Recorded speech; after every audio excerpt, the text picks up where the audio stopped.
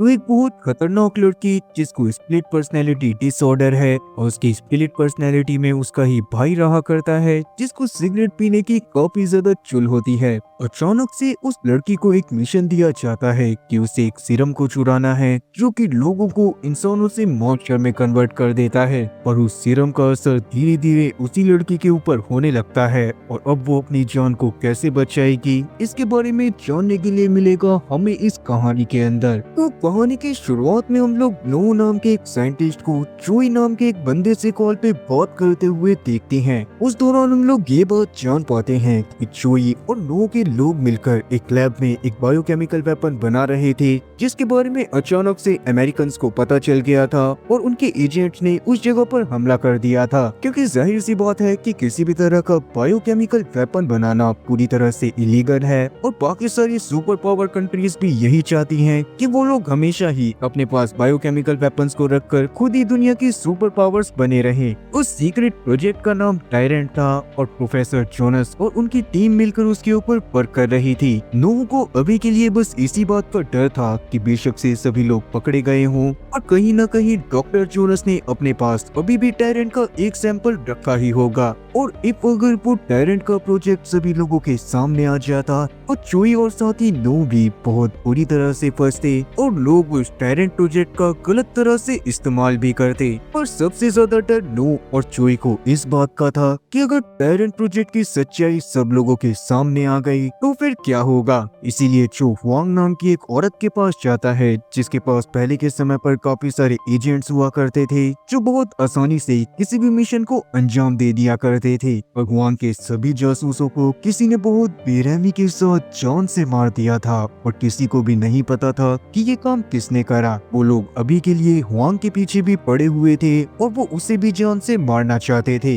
इसीलिए वो अभी जोई का काम करने से साफ इनकार कर देती है और उसकी नजर में जे योंग नाम की एक लड़की थी जो कि बहुत आराम से जोई का काम कर सकती थी और अभी के लिए हुआंग ने जोई को एक फाइल भी दे दी थी जिसमें टायरेंट प्रोजेक्ट के लास्ट सैंपल को कुछ लोगों के द्वारा हाई सिक्योरिटी में कहीं पर ट्रांसफर करा जाने वाला था और उसके बारे में उस फाइल में सारी डिटेल्स थी। वो फाइल लेने के बाद जोई जे योंग के बारे में सोचने लग गया था और कहीं न कहीं वो जे योंग को लेकर काफी ज्यादा परेशान भी था और उसका मेन रीजन यही था कि जे योंग काफी ज्यादा सरपीरी थी और उसे स्प्लिट पर्सनैलिटी डिसऑर्डर था। उसकी स्प्लिट पर्सनैलिटी में उसका ट्विन ब्रदर ही दिखाई देता था जिसको सिगरेट पीने की बहुत ज्यादा तलब मस्ती थी और क्योंकि जे योंग के अलावा ये काम कोई और नहीं कर सकता था इसीलिए जोई भी इस काम को जे योंग के थ्रू करवाने के लिए मान जाता है और हमें ये बात भी पता चलती है कि बेशक से टायरेंट प्रोजेक्ट को अमेरिकन एजेंसी के द्वारा बंद कर दिया गया हो और जोई चाहता है कि वो अभी भी टायरेंट प्रोजेक्ट को कंटिन्यू रखे। अब थोड़ी देर बाद हम लोग देखती हैं कि जब हुआंग अपने घर में बैठी होती है और जोई वहाँ से चला जाता है तो उस जगह पर एनआईए के काफी सारे एजेंट आते हैं और तुरंत ही वो हुआंग को जान से मार देते हैं। उन एजेंट्स को पॉल नाम के एक डिटेक्टिव ने भेजा था जो कि सभी स्पाई को जान से मरवाना चाहता था जो कि गलत एक्टिविटीज में इन्वॉल्व रहते थे। अगले सीन में हम लोग जे योंग को देखते हैं जो कि अपने डैड के फ्यूनरल में बैठी हुई थी। उसके दिमाग में काफी सारी अजीबोगरीब चीजें चल रही थी और वहाँ पर बैठकर वो अपनी दूसरी पर्सनैलिटी यानी कि अपने ट्विन ब्रदर की पर्सनैलिटी से बातें कर रही थी। उस दौरान हम लोग जे योंग और उसके भाई की बातों से जान पाते हैं कि असल में जे योंग को उसके पिता की लाश एक गाड़ी की डिग्गी में मिली थी जिनकी बॉडी के कुछ लोगों ने काफी सारे टुकड़े कर दिए थे और उन्हें उस गाड़ी में डाल दिया था। अगर उनके हाथ में एक टैटू का निशान नहीं होता तो शायद जे योंग उनकी बॉडी को पहचान भी नहीं पाती। अब वैसे जे योंग को अपने पिता की मौत का दुख था तो पर कहीं ना कहीं वो इस बात को जानती थी कि उसके पिता जिस रास्ते पर चल रहे थे उनके साथ कभी न कभी ये चीज हो सकती थी। पर सबसे ज्यादा बेकार बात ये थी कि उनके साथ ये सारी चीजें तब हुई जब उन्होंने सारी गलत कामों को छोड़ दिया था और डिसाइड करा था कि वो लोग साउथ ईस्ट एशिया में जाकर वहाँ पर अपना एक बहुत बड़ा क्लब खोलेंगे और बहुत अच्छे से ईमानदारी के साथ लाइफ को जिएंगे। खैर अभी के लिए हम लोग देखते हैं कि उस जगह पर मू योंग नाम का एक और बंदा आया हुआ था जिसे जोई के ही मैनेजर ने हायर करके भेजा था ताकि वो यहाँ पर आकर जे योंग से मिशन करने के लिए बात कर सके। तब सबसे पहले मो योंग जे योंग को अपने साथ एक रेस्टोरेंट में लेकर जाता है जो कि उसका ही था। वहाँ पर जाने के बाद वो जे योंग को काफी सारे नूडल्स खिला रहा था और उस दौरान आसपास काफी सारे थग्स बैठे हुए थे जो कि मो योंग के ही आदमी थे, और उसके बावजूद भी जे योंग को इस बात से कोई भी फर्क नहीं पड़ता और वो बस मजे से लगातार नूडल्स को खाती रहती है। उस दौरान मो योंग उसको बताता है कि असल में स्वीडन से एक हैंडक्राफ्टेड लॉकर एक ट्रक में हाई सिक्योरिटी के साथ कहीं पर लेकर जाया जा रहा है और उन लोगों को उस लॉकर को चुराना है, जिसको खोलने का काम या तो जे योंग कर सकती थी या फिर उसके फादर। तब मो योंग ने जे योंग के सामने इस मिशन का एडवांस भी रख दिया था। जे योंग पहले तो उसकी इस मिशन के बारे में सुन रही होती है, पर अचानक से ही उसकी बॉडी के ऊपर उसके भाई का कंट्रोल आ जाता है जो कि इस मिशन को करने से साफ इनकार कर देता है। जो बात सुनने के बाद मो योंग के सारे आदमी तो काफी ज्यादा शॉक हो गए थे, पर मो योंग इस बात को समझ जाता है कि जे योंग के ऊपर अब उसके भाई का कंट्रोल है, इसीलिए सबसे पहले तो वो उसकी सिगरेट को जलाता है और बाद में वो उसे और ज्यादा पैसों का लालच देकर इस मिशन को करवाने के लिए मना लेता है। जिस ट्रक से उन्हें उस लॉकर को चुराना था जिसमें टायरेंट प्रोजेक्ट की शीशी होने वाली थी, उसके आसपास काफी ज्यादा सिक्योरिटी होती, इसीलिए उन्हें सिर्फ 10 मिनट के अंदर अपने काम को खत्म करना था। अब यहाँ से सीन शिफ्ट होकर सीधा मिशन वाले दिन पर आता है, जहाँ पर हम लोग देखते हैं कि जे योंग ने मो योंग के साथियों के साथ मिलकर बड़े आराम से ट्रक में से वो लॉकर चुरा लिया था और वहाँ पर मौजूद सभी गार्ड्स को जान से मार दिया था। अब वैसे तो जे योंग ने अपनी तरफ से मिशन पूरी तरह खत्म कर दिया था, पर यहाँ पर अभी मो योंग का मिशन खत्म नहीं हुआ था। उसे पहले ही चोई के मैनेजर ने बोला हुआ था कि मो योंग को अपने पीछे एक भी सबूत नहीं छोड़ना, और इसका मतलब साफ था कि मो योंग को जे योंग को भी जान से मारना था। यही सोचते हुए मो योंग जे योंग को बहुत बुरी तरह से पिटवाने के बाद ब्रिज से नीचे फेंक देता है, पर ब्रिज से नीचे गिरने के बाद जब जे योंग पानी में गिरती है तो वो किस्मत से बहकर कोने पर आ जाती है। उसकी जान किसी तरह से बच गई थी और अभी के लिए उसकी बॉडी के ऊपर उसके भाई का कंट्रोल था। उसे सिगरेट पीने की काफी ज्यादा तलब मच रही होती है पर उसके पास सिगरेट नहीं थी। वो जल्दी से अपनी जेब को टटोलता है और उस दौरान हम लोग देख पाते हैं कि जे योंग ने नीचे गिरने से पहले ही उस बॉक्स में से टैरेंट के सैंपल को चुरा लिया था, जिसके बारे में उसे कुछ भी नहीं पता था कि उस टैरेंट के सैंपल से क्या हो सकता है। अभी के लिए जे योंग काफी ज्यादा घायल भी थी। वो चलते हुए उस जंगल टाइप एरिया से बाहर निकलने की कोशिश करने लगती है और वहाँ पर से निकलने के लिए ना तो कोई गाड़ी मौजूद थी और ना ही कैब जिसकी मदद से जल्दी से शहर तक पहुँचा जा सके। पास में ही हम लोग एक औरत को देखते हैं जिसे दो चोर अपने साथ उठाकर इस जंगल में ले आए थे ताकि वो उसके पैसे छीन सके और बाद में उसका रेप करके उसे जान से मार सके। वैसे तो वो औरत उन्हें सारे पैसे दे चुकी थी, पर उसके बावजूद भी वो लोग उसका फायदा उठाना चाहते थे और उसे जान से मार देना चाहते थे। तब उनमें से एक आदमी बाहर सूसू करने के लिए जाता है और अचानक से जे योंग की नजर उसके ऊपर पड़ जाती है। सबसे अजीब बात तो ये थी कि उस दौरान वो आदमी सिगरेट पी रहा था और जे योंग के भाई को सिगरेट की तलब तो मची ही हुई थी, इसीलिए वो उस आदमी के पास चली जाती है। गाड़ी के पास जाने पर जब जे योंग गाड़ी के नजारे को देखती है तो वो सब कुछ समझ जाती है। उस दौरान उस आदमी के हाथ से वो सिगरेट भी छूट गई थी। तब जे योंग सबसे पहले तो सिगरेट को उठाती है, एक दो पफ मारती है और बाद में वो उस आदमी के चेहरे को पकड़कर गाड़ी के विंडशील्ड पर दे मारती है, जिससे गाड़ी के अंदर उस औरत के साथ जबरदस्ती करने वाला आदमी काफी ज्यादा डर गया था। पर जैसे ही वो बाहर आता है वैसे ही जे योंग सबसे पहले गाड़ी में बैठती है और गाड़ी को लेकर वहाँ से भाग जाती है। उस दौरान गाड़ी में बैठी औरत काफी ज्यादा डरी हुई थी, जिससे जे योंग का भाई एक हीरो बनने का डिसाइड करता है और उस औरत का बदला लेने के लिए वो उन दोनों आदमी के ऊपर गाड़ी को चढ़ाकर उन्हें जान से मार देता है। तब जे योंग की ये हरकत देखकर वो औरत काफी ज्यादा डर गई थी और उसे समझ में आ गया था कि जिसने उसकी जान बचाई है वो तो उन दो आदमी से भी ज्यादा खतरनाक है, इसीलिए वो जे योंग के रोकने के बावजूद भी उस जगह से पैदल ही भागने लगती है। और वहाँ पर से सीन नेशनल इंटेलिजेंस एजेंसी के डायरेक्टर डायरेक्टर सॉ पर आता है, जो कि काफी ज्यादा डरे हुए थे क्योंकि एक तो उनके हाथ से टैरेंट प्रोजेक्ट चोरी हो गया था और उन्हें इस बात का सबसे ज्यादा डर था कि अगर इस मिशन में काम कर रहे एजेंट पॉल को इस बारे में पता चलेगा तो वो अमेरिकन एजेंसी को इन लोगों के बारे में बता देगा, क्योंकि सच्चाई तो यही थी कि डायरेक्टर सॉ भी चोई के साथ मिले हुए थे और टैरेंट प्रोजेक्ट के ऊपर वो भी वर्क कर रहे थे। और यही सबसे बड़ा इशू था कि चोई को डायरेक्टली अरेस्ट नहीं करा जा सकता था, क्योंकि अगर ऐसा करा जाता तो चोई डायरेक्टर सॉ के खिलाफ भी अपना मुंह खोल देता और अमेरिकन एजेंसी डायरेक्टर सॉ को भी गिरफ्तार कर लेती। वहीं हम लोग चोई के मैनेजर को देखती हैं, जिससे मो योंग ने मिलकर उसे वो वॉल्ट दे दिया था जिसके अंदर टैरेंट प्रोजेक्ट का सैंपल था। इस बारे में जैसे ही चोई को पता चलता है तो वो अपने मैनेजर को ऑर्डर देता है कि वो मो योंग और उस मिशन में काम कर रहे सभी लोगों को भी जान से मार दे। और ऐसा चोई इसीलिए कर रहा था ताकि उसके खिलाफ आगे कोई गवाही देने के लिए सबूत ही ना हो और गवर्नमेंट उसको 1 इंच भी टच ना कर पाए। चोई अभी के लिए खुद भी प्रोफेसर नो से मिलने के लिए आया हुआ था और अभी के लिए वो प्रोफेसर नो को अपने साथ अपने सेफ प्लेस पर लेकर जाने लगता है, जहाँ पर उसने डॉक्टर जोनस और बाकी सारे लोगों को भी छुपा कर रखा था। वहीं फिलीपींस में पॉल अपने कुछ साथियों के साथ आया हुआ था ताकि वो टैरेंट प्रोजेक्ट के बारे में और ज्यादा चीजें जान सके।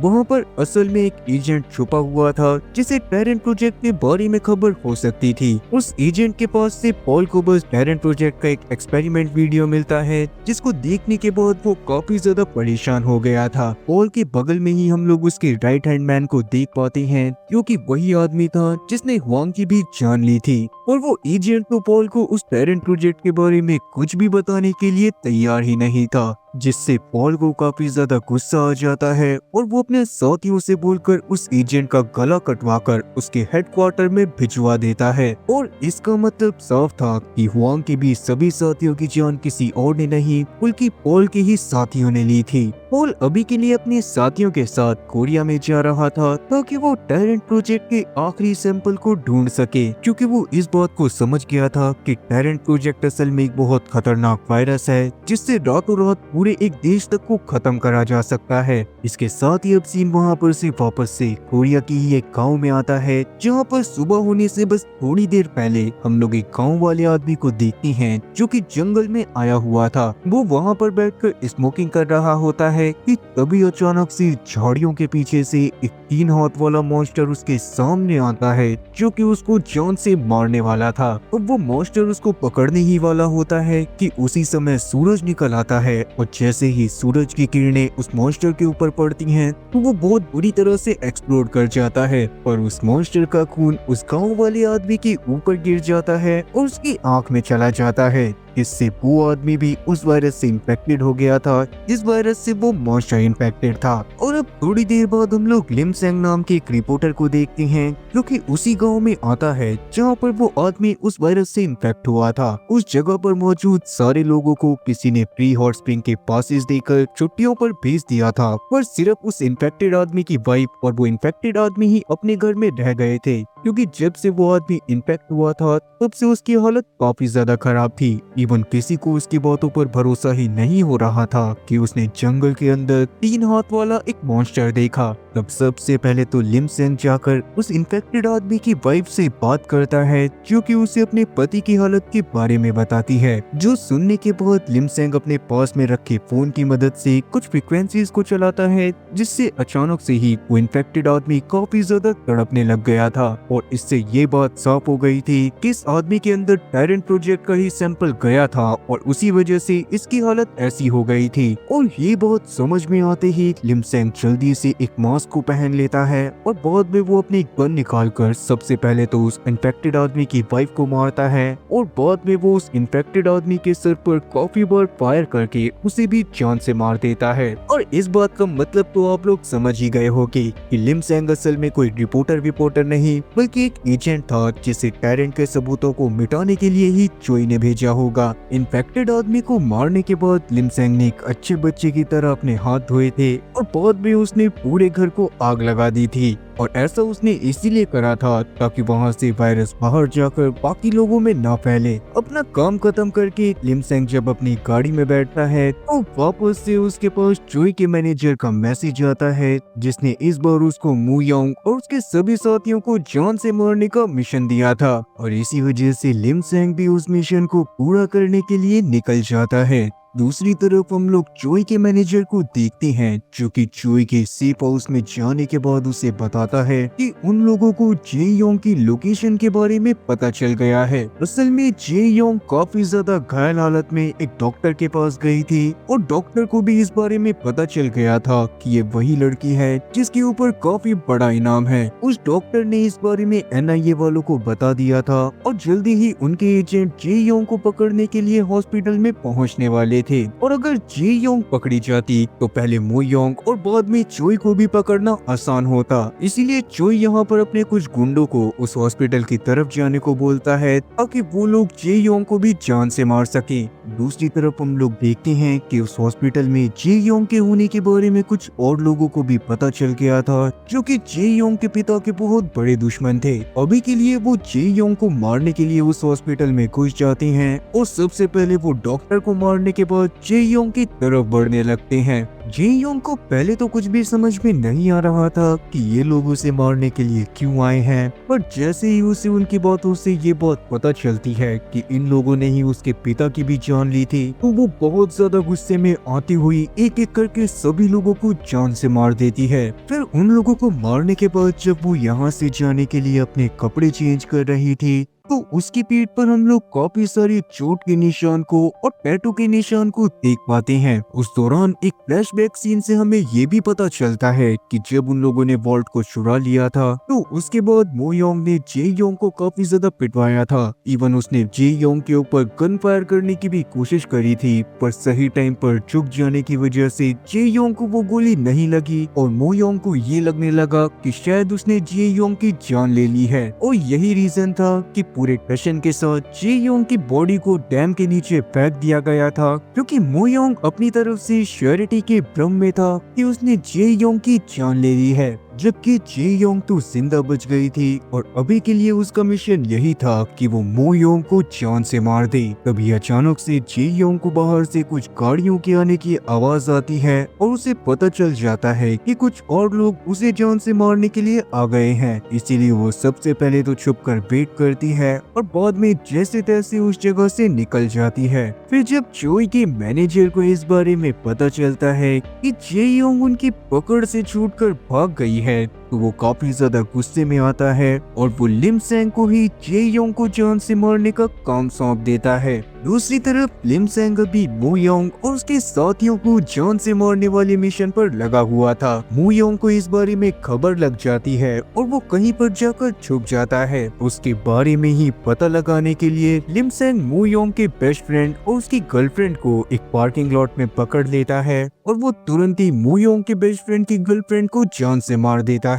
जिसके बाद वो मू योंग के बेस्ट फ्रेंड से पूछताछ करने के लिए उसे अपने साथ एक सुनसान इलाके में ले गया था। वहीं डायरेक्टर साहब अभी के लिए चोई से जाकर मिलते हैं, क्योंकि वो इस बात को समझ गए थे कि टायरेंट के आखिरी सैंपल को चोई ने ही अपने साथियों की मदद से छुड़वाया है। लेकिन चोई इस बात के लिए साफ इनकार कर देता है, जबकि उसने ही ये काम करा था। तब सा उसको जेल में डालने की धमकी देता है, मगर चोई को इस बात से बिल्कुल भी डर नहीं लगता, क्योंकि वो जानता था कि उसने अपने सभी साथियों को मारने का जिम्मा लिमसेंग के ऊपर सौंप दिया है और अगर उसके खिलाफ कोई प्रूफ होगा ही नहीं तो उसको जेल वैसे भी नहीं हो सकती। इवन हमें फ्लैशबैक सीन से ये बात भी पता चलती है कि चोई असल में इतना ज्यादा कमीना इंसान है कि उसने डॉक्टर नो को भी अपने साथ ले जाकर जान से मार दिया था और उनकी गाड़ी को उनकी लाश के साथ एक खाई में धकेल दिया था। खैर प्रेजेंट टाइम में हम लोग लिमसेंग को देखते हैं, जो कि एक ट्रेन टाइप स्ट्रक्चर में मू योंग के दोस्त को काफी बुरी तरह से टॉर्चर कर रहा था।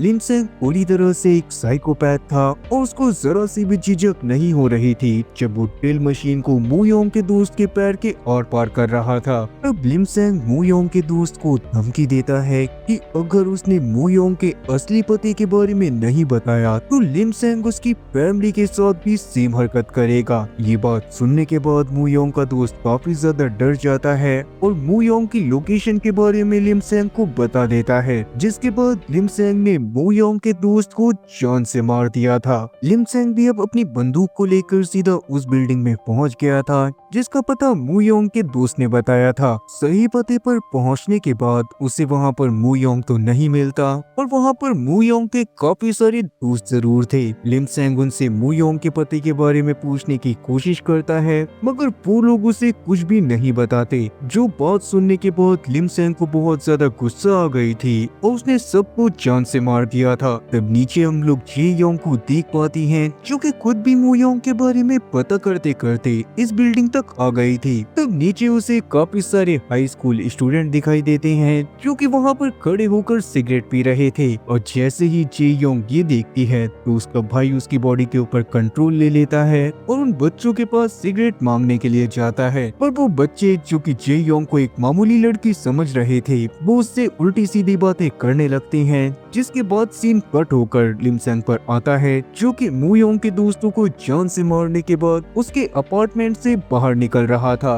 इस दौरान जे योंग भी ऊपर आ रही थी और उसके हाथ में सिगरेट भी थी। लिमसेंग और जे योंग दोनों ही एक दूसरे को देखते हैं मगर अभी लिमसेंग ये बात पहचान नहीं पाता कि अगली बार उसे जे योंग को ही जान से मारना है। पर जैसे ही उसे इस बात का रियलाइज होता है कि उसका अगला टारगेट खुद उसके पास चलकर आ गया है तो वो जे योंग के उस बिल्डिंग से निकलने का वेट करने लगता है और जैसे ही वो वहाँ से बाहर निकलती है तो वो उसका पीछा करना चालू कर देता है। और रास्ते में लिमसेंग से बहुत सारे हाई स्कूल स्टूडेंट टकरा गए थे जिनको जे योंग ने जी भरकर प्रसाद दिया था और उसी बात का गुस्सा अभी वो लिमसेंग के ऊपर निकाल देते हैं क्योंकि उन्हें लग रहा था कि शायद लिमसेंग जे योंग को जानता होगा। पर लिमसेंग को तो इस बात पर भी गुस्सा आ गई थी और उसने उन लोगों को भी जान से मार दिया था, जिसके बाद वो जे योंग को ढूंढना चालू करता है और जल्दी ही उसके पास पहुंच भी जाता है। जे योंग भी समझ गई थी कि लिमसेंग उसको जान से मारने के लिए आया है। यही सोचते हुए वो उसके ऊपर गन पॉइंट कर देती है और वो दोनों ही एक दूसरे के ऊपर एक एक गोली फायर भी कर देते हैं। उन दोनों की एक एक गोली लग चुकी थी पर उसके बावजूद भी वो लोग एक दूसरे से लगातार लड़ाई करते रहते हैं। तभी अचानक से लिमसेंग के पास मैसेज आता है कि मुयोंग को एनआईए वालों ने पकड़ लिया है, जो जानने के बाद वो भागते हुए मुयोंग की लोकेशन की तरफ जाने लगता है क्योंकि वो नहीं चाहता था कि एनआईए वालों के सामने मुयोंग बिल्कुल भी मुंह खोले। वहीं डायरेक्टर साहब मुयोंग को अपने साथ लेकर जा रहे थे और वो उसकी मदद से बाद में चोई को ब्लैकमेल करने वाले थे ताकि वो चोई की मदद से जल्दी उस टैलेंट सैंपल को ले सके। और रास्ते में हम लोग पॉल के लोगों को देखते हैं जो कि डायरेक्टर साहब की गाड़ियों को रोक लेते हैं और बाद में वो डायरेक्टर साहब के सभी लोगों को जान से मारने के बाद मुयोंग को अपने साथ ले जाते हैं। वो लोग मुयोंग की मदद से चोई की सेफ लोकेशन पर पहुंच गए थे जहाँ पर मुयोंग ने अपने काफी सारे